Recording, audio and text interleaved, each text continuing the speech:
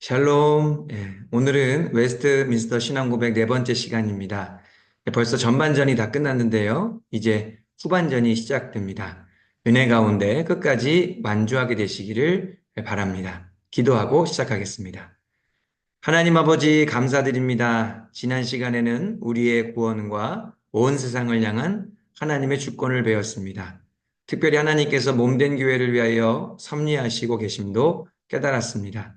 하나님의 위대하신 역사 앞에 큰 은혜를 느끼게 하여 주시옵소서. 또한 감사함으로 화답하는 우리의 삶이 되게 하여 주시옵소서. 오늘도 웨스트민스터 신앙 고백을 통해 우리의 신앙을 점검하고 우리의 삶을 굳게 세우기를 원합니다. 성령님 함께하여 주셔서 주의 진리를 밝히 깨닫게 하시고 진리의 놀라운 능력을 경험하게 하여 주시옵소서. 예수님의 이름으로 기도합니다. 아멘. 오늘은 제6장 인간의 타락과 죄와 형벌에 관하여, 또 7장 사람과 맺은 하나님의 계약에 관하여, 또 제8장 중보자이신 그리스도에 관하여 살펴보고자 합니다. 6장 7장을 보니까 인간, 사람이라는 표현이 나오는데요. 이것을 보니까 인간에 대해서 좀 이야기하는구나, 인간론에 대해서 우리가 좀 살펴보겠구나라는 것을 알 수 있습니다. 표를 통해서 살펴보니까요, 6장부터 9장까지는 사실 인간론이라고 그렇게 이야기하기도 합니다. 구원을 이야기하기 전에 반드시 이야기하고 넘어가야 되는 부분이 있는데, 그것이 바로 인간이란 무엇인가입니다. 인간이 어떤 존재인지, 인간은 어떤 일을 했고 인간에게 어떤 일이 일어났는지를 살펴보는 것이죠. 그렇게 인간에 대해서 다루고 나면 그 다음에 10장부터 18장은 칭의와 관계된 교리들입니다. 우리의 구원과 관련된 내용들이 나오는 것이죠. 자, 그러면 우리 6장부터 우리 살펴보도록 하겠습니다. 6장 말씀을 보면은요. 네, 6장에서는 인간이 창조 이후에 어떻게 되었는지에 대해서 말합니다. 1절부터 보시면 우리의 처음 부모는 아담과 하와를 가리키는데요. 그들이 옛 뱀, 곧 마귀라고도 하고 사탄이라고도 하며 온 천하를 깨는 거짓말쟁이죠. 그 사탄의 간계와 시험의 유혹을 받아 금단의 열매, 선악을 알게 하는 나무 열매를 먹게 되었습니다. 그것을 먹음으로써 죄를 범한 것이죠. 이 죄를 두고 우리는 원죄라고도 합니다. 하나님의 형상을 따라 선하게 창조된 인간이 이 원죄를 통해 이제 타락하게 된 것이죠. 그런데 이러한 인간의 타락이 뜻밖의 사건이 아니라는 것입니다. 하나님도 모르는 사이에 일어난 그러한 우연적인 사건이 아니라는 것이죠. 우리 1절 뒷부분을 보시면 하나님은 자기의 현명하고 거룩한 계획에 따라 자기 자신의 영광에 부합되도록 그들이 범한 이 죄를 허용하시기를 기뻐하셨다. 여기서 이제 기뻐하셨다는 내용이 갑자기 나오는데요. 죄를 허용하신 것을 왜 기뻐하셨느냐? 이에 대해서는 로마서 11장 32절 말씀에 그 이유가 나옵니다. 로마서 11장 말씀을 보면 하나님이 모든 사람을 순종하지 아니하는 가운데 가두어 두심은 이렇게 되어 있습니다. 그러니까 이것은 죄를 허용하심은이라고 표현할 수 있겠죠. 그 이유는 모든 사람에게 긍휼을 베풀려 하심이로다 이렇게 되어 있습니다. 우리 하나님께서는 긍휼의 하나님이시기 때문에 긍휼을 베푸시는 것을 기뻐하신다는 것입니다. 하나님께서 인간이 죄 짓는 것을 기뻐하신 것이 아니라 인간이 죄를 지을 수밖에 없는 존재임을 아시고 그러한 그들에게 긍휼을 베푸시는 것을 기뻐하셨다라는 것입니다. 그래서 하나님은 긍휼의 하나님이신 것이죠. 3절로 넘어가 보도록 하겠습니다. 아담이 처음 저지른 이제 죄가 그 원죄가 그 죄에 대한 값이 우리에게 뭐가 되었다고 되어 있습니까? 전가 되었다고 하고 있습니다. 이것을 이제 죄에 대한 값의 전가, 줄여서 죄책의 전가라고 하는 것인데요. 다시 말해 아담이 인류의 대표자로서 맨 처음 저지른 그 죄의 책임이 후손들에게 전달된다는 것입니다. 그 처음 저지른 죄가 무엇입니까? 선악을 알게 한 나무의 열매를 먹은 것이죠. 하나님께서 먹지 말라고 했는데 먹으면 죽는다고 했는데 하나님 말씀을 안 믿고 뱀의 말을 믿었죠. 그래서 불신앙의 죄를 범한 것입니다. 또 하나님이 먹지 말라고 말씀하셨는데 뱀의 말을 듣고 먹었죠. 그래서 불순종의 죄를 짓게 된 것입니다. 또한 그 죄는 아담과 하와가 하나님과 같이 되고 싶어서 선악을 알게 한 나무 열매를 먹었거든요. 그래서 교만한 것까지 그 죄에 포함되는데 이러한 아담과 하와가 처음 저지른 죄가 모든 후손들에게 전가되는 것입니다. 그런데 중요한 것은 아담이 그 원죄를 저지르고 난 이후에 또 뭐 개인적으로 하와랑 싸웠다든지 아니면 뭐 나쁜 일을 행동했다든지 이제 그런 죄에 대한 책임은 후손에게 전가되는 것이 아닙니다. 오직 그 첫 번째 범죄, 그 원죄에 대한 책임이 원 후손에게 전가된다는 것입니다. 왜 그렇게 되냐면 아담은 그의 모든 후손의 근원이고 머리이고 대표자이기 때문입니다. 그것을 나타내는 성경 구절이 이제 로마서 5장에 나와 있는데요. 그것은 조금 이따가 살펴보기로 하고요. 그 다음 중간 부분에 보니까 이렇게 되어 있습니다. 정상적 생식 방법으로 그들에게서 나온 후손이라는 표현을 쓰는데 이게 무슨 말이냐면 어떤 인간적인 방법으로 태어난 이 땅의 모든 사람들은 다 아담이 지은 죄의 그 죄책의 전가를 받게 되었다는 거예요. 그렇다면 반대로 말하면 인간적인 방법으로 태어나지 않은 사람에게는 그러한 죄책이 전가가 되지 않는다는 것이죠. 누구시겠습니까? 바로 예수 그리스도이십니다. 예수 그리스도는 우리 인간적인 방법으로 태어난 것이 아니라 성령으로 태어나셨기 때문에 원죄 그 죄책의 전가로부터 자유로운 분이시라는 것입니다. 자, 그래서 그 로마서 5장의 그 아담 이야기를 좀 잠깐 돌아가 보면요. 이렇게 되어 있습니다. 그러므로 한 사람으로 이 한 사람이라는 게 아담을 뜻합니다. 첫 번째 창조된 한 사람이라는 것이죠. 그 한 사람으로 말미암아 죄가 세상에 들어오고 죄로 말미암아 사망이 들어왔나니. 그래서 그다음부터는 이제 죄와 사망이 왕노릇하게 된 것입니다. 이와 같이 그 아담 대표자 되는 아담 안에서 모든 사람이 죄를 지었다. 이게 죄책의 전가라는 거예요. 그래서 사망이 모든 사람에게 이르렀다는 것입니다. 자, 4절로 넘어가 보시면요. 그 아담과 하와의 원죄, 인류 최초의 그 죄라는 것이 영향이 어마무시합니다. 그래서 그 원죄로 인하여서 인간은 타락하고 부패하게 되었는데 어떠한 상태가 되어 있는지에 대해서 설명하고 있습니다. 4절 보니까요. 첫 번째, 모든 선에 대하여 완전히 실증이 난다는 거예요. 선 자체를 싫어하게 되었다는 것입니다.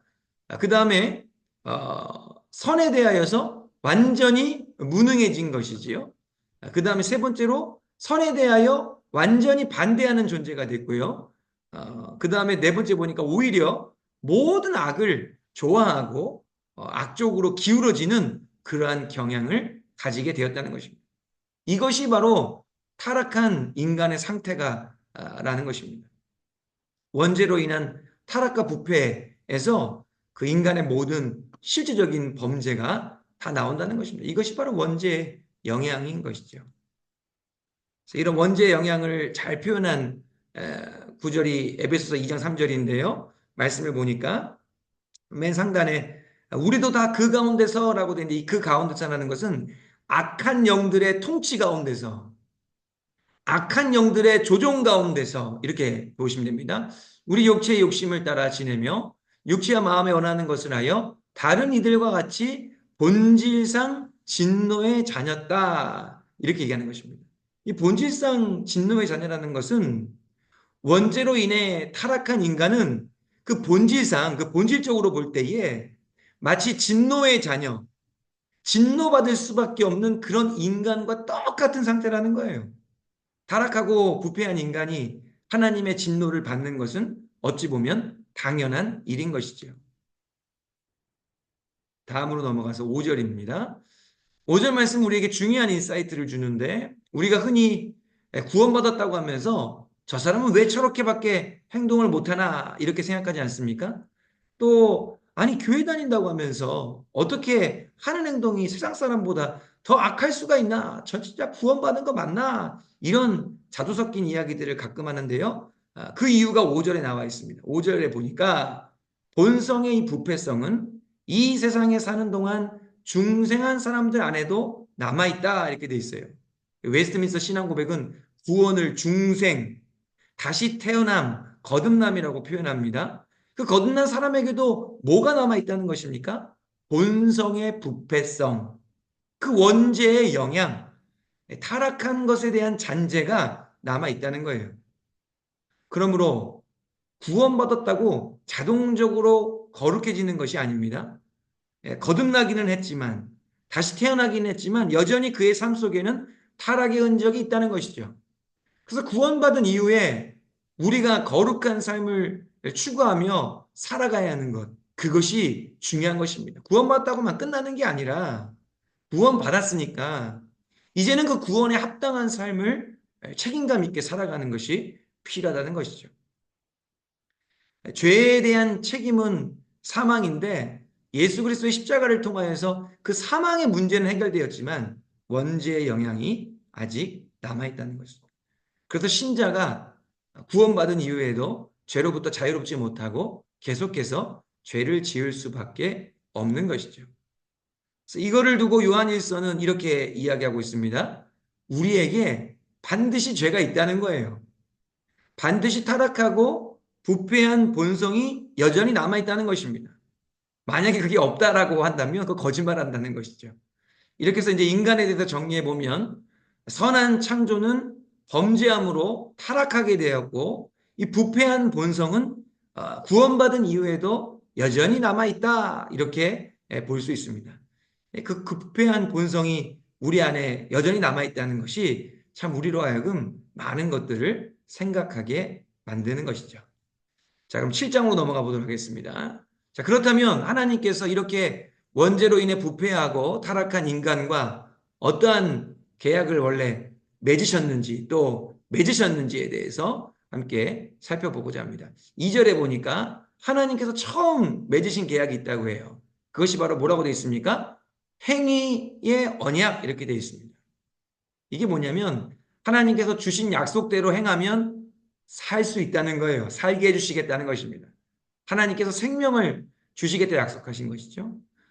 그러니까 이 행위 언약에 따르면 아담과 하와는요, 약속대로만 잘 따랐었으면, 약속대로만 행했었으면 그들은 생명을 얻을 수 있었습니다. 아담과 하와가 받았던 행위 언약이 무엇입니까? 창세기 2장 17절 말씀인데요. 선악을 알게 한 나무 열매는 먹지 말라. 내가 먹는 날에는 반드시 죽으리라. 그러니까 이거를 안 먹으면 살 수 있는 것이죠. 생명을 주시겠다 약속하신 것입니다. 그렇지만 이것을 지켰어요? 못 지켰어요? 못 지켰죠. 그렇기 때문에 이제는 사망의 통치를 받게 되었다는 것입니다. 하나님의 그 첫 번째 약속에 생명이 있었다는 것이죠. 자, 그 다음에 3절로 넘어가 보도록 하겠습니다. 결국 아담과 하와는 행위 언약을 통하여 생명을 받는 일에 실패했습니다. 그게 이제 안 된 거예요. 그래서 하나님께서는 어떻게 하셨습니까? 둘째 언약을 맺으시기를 기뻐하셨다 이렇게 되어 있습니다. 그 둘째 언약을 보통 은총의 언약, 은혜의 언약이라고 부르는데요. 이 두 번째 언약은 첫 번째 언약과는 달랐습니다. 첫 번째 언약이 순종하는 행위를 요구했다고 한다면 두 번째 언약은 뭐를 요구해요? 믿음을 요구하는 것입니다. 하나님의 아들 예수 그리스도를 믿으라 이렇게 요구하는 것이죠. 그래서 이 둘째 언약과 첫째 언약을 우리가 잘 기억하는 것이 필요한데요. 이 둘째 언약이 잘 담겨 있는 성경 구절이 바로 요한복음 3장 16절 말씀입니다. 하나님이 세상을 이처럼 사랑하사 독생자를 주셨으니 이는 그를 믿는 자마다 멸망하지 않고 영생을 얻게 하려 하심이라. 이 은혜 언약을 통하여서 하나님께서 우리에게 영생을 주시겠다 말씀하신 것입니다. 첫째 언약도 그렇고요. 둘째 언약도 그렇고요. 하나님은 다 우리에게 무엇을 주시기를 원하셨던 것입니까? 생명을 주시기를 원하셨던 것입니다. 차이점은 첫째 언약은 행위를 요구하고 둘째 언약은 믿음을 요구하는 것인데 공통점은 둘 다 생명을 주시고자 하셨던 것이죠. 하나님은요, 생명의 하나님이세요. 그래서 우리에게 생명 주시기를 원하시는 것입니다. 자, 그래서 이제 5절로 가보면은요, 이제는 또 시대를 또 구분하게 됩니다. 5절에 보니까 이 계약이 하나님의 계약을 뜻하는 것이죠. 실시되는 방법에 있어서는 율법 시대와 복음 시대가 동일치 않다. 예, 그러니까 이제 행위의 언약이 이루어지던 시대가 있었고 은혜의 언약이 이루어지는 시대가 있다라고 이야기하는 것입니다. 그래서 율법 시대에는 약속과 예언, 제물과 할례와 유월절에 드리는 어린 양과 그 외에도 유대 백성에게 부여된 의식에 따라 집행되었다. 이게 이제 구약의 내용들을 이야기하는 것이죠. 그래서 그 구약에 있는 내용들은 결국에는 그 은혜의 언약을 예표하는 그 은혜의 언약을 이 땅에 주시기 위해서 이 땅에 오신 예수 그리스도를 나타내는 그러한 의미가 있다는 것입니다. 그래서 구약을 오실 그리스도에 대한 말씀이라고 이렇게 이야기하는 것입니다. 그래서 여기서 말하는 율법 시대는 구약을 뜻하는 것입니다. 자, 그 다음에 이번에는 그러면은 복음 시대를 좀 살펴봐야겠죠. 6절에 보니까 복음 시대라고 되어 있는데 복음 시대에 있어서는 그 복음의 본체이신 그리스도가 나타나시게 되자 예수 그리스도를 복음의 본체라고 하고 있어요. 이 언약을 시행하는 의식은 말씀의 설교와 세례와 성만찬의 예전으로 대치되었다. 이게 되게 중요한 부분이에요. 복음 시대에는 이제 우리가 어떻게 은혜를 받기로 약속이 되어 있냐면 하나님께서 말씀을 통해서 성례전을 통해서 우리에게 은혜를 주시겠다라고 말씀하고 있는 것입니다. 그래서 이 말씀과 성례전이요 엄청나게 중요합니다. 종교개혁자들은 교회의 표지를 이것으로 뒀어요. 교회란 무엇인가? 하나님의 올바른 진리의 말씀이 선포되어지고 거룩한 예전이 성례전이 올바르게 집례되는 곳, 그것이 바로 교회라고 하셨습니다. 하나님께서는 이 말씀과 성례전을 통하여 우리에게 은혜를 베풀어 주시는 것을 기뻐하셨다는 거예요. 그래서 이제 이러한 시대를 신약이라고 이야기하고 있는 것입니다. 그래서 이제 정리를 이 언약에 대해서 정리를 하는데요. 중간 부분에 보니까 그러므로 본체가 같지 않은 두 종류의 은총의 언약이 있는 것이 아니라 오직 한 가지 언약이라는 거예요. 즉 여러 가지 모양으로 집행이 되기는 하지만 같은 언약이라고 이야기하고 있는 것입니다.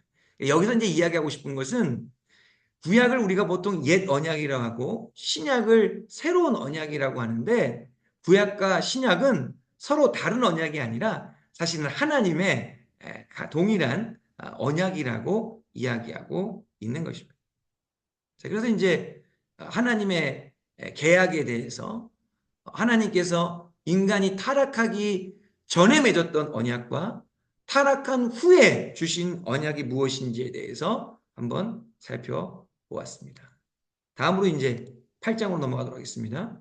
8장은 예수 그리스도에 대해서 이제 설명하는데요. 중요한 거는 예수 그리스도를 그냥 설명하지 않고 뭐라고 하냐면 중보자이신 예수 그리스도다 이렇게 얘기해요.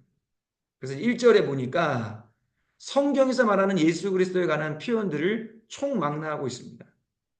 여러 가지 표현들이 있죠. 독생자, 예언자, 제사장, 왕, 교회의 머리, 구주, 만물의 우사, 세상의 심판자. 그 중에서 지금 이 웨스트민스터 신앙고백이 가장 강조하고 싶은 직책이 어떤 것입니까? 바로 중보자예요, 중보자. 예수님은 유일무이한 중보자이십니다. 예수님께서 누구와 누구 사이에 중보자가 되십니까? 하나님과 인간 사이에서 중보자가 되는 것이죠. 그래서 하나님과 인간 사이에서 유일하게 중보의 역할을 하실 수 있는 분은 오직 예수님밖에 없어요. 성경에서 중보자는 오직 한 분이다 이렇게 이야기하거든요. 그런데 예수님께서 이 중보자의 직책을 감당하는 것이 우리의 구원과 아주 중요한 관계가 있습니다. 이거를 좀 다음 절에서 살펴보려고 하는데요. 예수님을 중보자라고 하는 이유가 뭐냐면은 예수님께서 이뤄내신 그 구원에 관해서 좀 설명을 해야 되는데요. 그 구원을 위해서는요, 하나님 편에서 요청하는 것이 있습니다. 하나님 편에서 요구하는 것이 있고, 또한 인간 편에서 요구되어지는 것이 있습니다. 그런데 중보자 되시는 예수님께서 이 모든 요구와 요청을 완벽하게 다 들으셨다는 거예요. 하나님 편에서 요구하는 것을 들어주시기 위해서는 예수님께 신성이 필요했죠. 또한 인간 편에서 요구하는 것을 들어주기 위해서는 예수님께서 인성이 필요했습니다. 그래서 우리가 예수님을 뭐라고 하냐면 하나님이시면서 동시에 인간이신 분이시다. 그래서 이 하나님과 그 인간 그 사이에서 양쪽을 다 만족시켜 주실 수가 있다는 거예요. 우리의 구원을 완벽하게 이루어 주실 수가 있다라고 이야기하는 것입니다. 그 예수님께서는 성육신을 통하여서 우리의 구원을 위한 모든 요구를 다 만족시켜 주신 것이죠. 그 예수님의 그 신성과 인성을 동시에 이야기하는 중요한 그 사역을 이야기할 때 우리가 보통 십자가와 부활을 얘기하는데 십자가에서 예수님께서는 우리의 죄와 허물을 담당하시고 확실하게 돌아가셔야만 했습니다. 그때는 어떤 성질이 필요한 것입니까? 인성이 필요한 것이죠. 인성으로 완전히 돌아가신 거예요. 그래서 예수님께서는 그 다음에 우리의 죄와 허물을 다 이겨내시고 우리를 위해 부활하셔야만 했습니다. 그때는 어떤 성질이 필요한 것입니까? 신성이 필요한 것이죠. 신성으로 사망 권세를 깨뜨리신 것입니다. 그러기에 예수님께서는 하나님과 사람 사이에 유일한 중보자가 되신다라고 이야기하는 것입니다. 그래서 예수님께서 이 중보자로서의 직책을 어떻게 맡으셨냐면 보니까 매우 기쁘게 맡으셨다 이렇게 하고 있습니다. 억지로 십자가를 지신 게 아니라요. 예수님께서요. 매우 기쁘게 우리의 구원을 위해서 그 사역을 감당하셨다라고 되어 있습니다. 그 요한복음 말씀에 보면은요. 이렇게 되어 있어요. 이를 내게서 빼앗는 자가 있는 것이 아니라 이건 이제 예수님께서 십자가 지시기 전에 이제 하셨던 말씀인데요. 내가 스스로 버린다. 자신의 생명을 버린다는 것이죠. 나는 버릴 권세도 있고 다시 얻을 권세도 있으니 이렇게 되어 있습니다. 그 예수님은 얼마든지 자신의 권세를 버리지 않으실 수도 있었는데 우리의 구원을 위해서 하나님의 영광을 위해서 하나님과 우리 사이에서 그 유일한 중보자의 역할을 완벽하게 감당하기 위해서 기쁘게 그 모든 일들을 감당하셨다라고 말씀하고 있는 것입니다. 그래서 우리의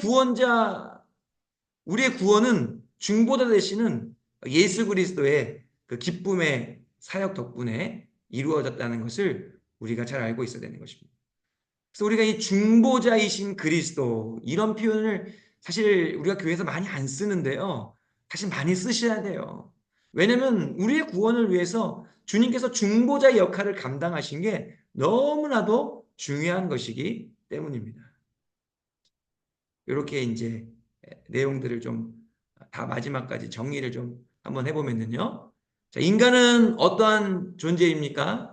예, 그 원죄로 인하여서 첫 번째 죄로 인하여서 그 모든 죄에 대한 책임이 다 모든 후손에게 전가가 되어서 죽을 수밖에 없는 존재, 악을 행할 수밖에 없는 존재, 그러한 존재가 되었다는 것이죠.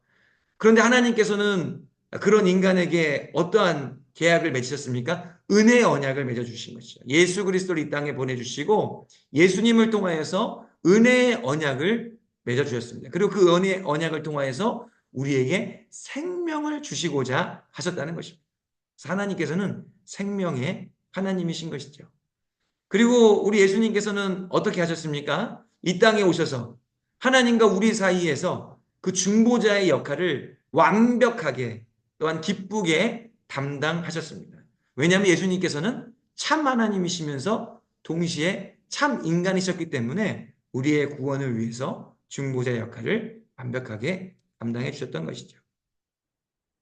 어, 오늘 강의를 통해서 우리가 좀 마음속에 새겨야 될 것이 무엇입니까? 우리를 향한 하나님의 뜻을 좀 기억하셔야 돼요. 아담 이후의 모든 인간은 사망의 권세 아래 놓여 있습니다. 어느 누구도 예외가 없어요. 더더군다나 사실은 구원받은 이후에도 여전히 그 구원받은 사람 안에 그 원죄의 영향이 남아있다는 것도 아까 우리가 살펴보게 되었는데요. 그렇게 우리가 참 연약하고 부족한 존재라는 것입니다. 그렇지만 하나님께서는 항상 우리에게 무엇 주시기를 원하십니까? 생명 주시기를 원하세요. 우리가 범죄하여 타락하기 이전에도 주님 우리에게 생명 주시기를 원하셨고, 타락한 이후에도, 부패한 이후에도 주님께서는 우리에게 생명 주시기를 원하셨습니다. 지금도 주님께서는 우리를 살리고자 하세요. 우리에게 영생을 주시고 영생을 누리게 하고자 하시는 것입니다.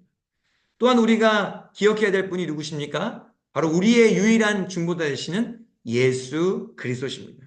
하나님과 우리 사이에서 유일하게 우리의 구원을 위해 완벽한 역할을 감당하실 수 있는 분은 우리 예수 그리스도신데, 그분께서는 우리의 구원을 위해 기쁨과 자원함으로 그 모든 일들을 감당하셨습니다. 그러게 우리도 어떻게 해야 됩니까? 우리도 예수 그리스도를 위해서 섬기고 헌신하고 봉사하는 모든 일들이 항상 기쁨과 자원함으로 감당해야 돼요. 우리가 하나님과 인간 사이에서 그 모든 일들을 감당할 때에 예수님의 마음을 가지고 감당해야 되는 것이 필요한 것입니다. 오늘 또 6장, 7장, 8장 살펴봤는데요. 제가 이렇게 들리는 얘기로 또 3, 4, 5장 관련해서, 예정 관련해서 많이들 좀 어렵다고 말씀하시는 분들이 계신데, 뭐 쉽지 않습니다. 그렇지만 또 어려우시다고 느끼시는 만큼 질문도 하시고, 또 차제의 기회가 되면 다시 한번 또 예정론에 대해서 조금 더 쉽게 설명해 드릴 수 있는 기회가 있었으면 좋겠습니다. 그러면 오늘 기도하고 강의 마치도록 하겠습니다. 하나님 아버지 감사드립니다. 오늘 웨스트민스터 신앙고백 6, 7, 8장을 통해 우리를 향한 하나님의 은혜와 사랑을 다시 한번 묵상하게 하시니 감사를 드립니다. 하나님께서는 언제나 우리에게 생명 주시기를 원하시는 줄 믿습니다. 하나님의 은혜 언약에 믿음으로 반응하는 것을 통하여 영생을 누리는 우리 모두가 되게 하여 주시옵소서. 또한 하나님의 영광과 우리의 구원을 위해 중보자의 사역을 기쁨과 자원함으로 감당하신 예수님께 큰 감사를 드립니다. 그 크신 은혜와 사랑에 더욱더 감격하며 살아가는 우리 모두가 되게 하여 주시옵소서. 그리하여 은혜의 언약 안에서 날마다 감사와 기쁨과 평안을 누리며 살아가는 하나님의 사람들 다 되게 하여 주시옵소서. 예수님의 이름으로 기도하옵나이다. 아멘. 오늘 강의는 여기까지 하도록 하겠습니다. 감사합니다. 수고하셨습니다.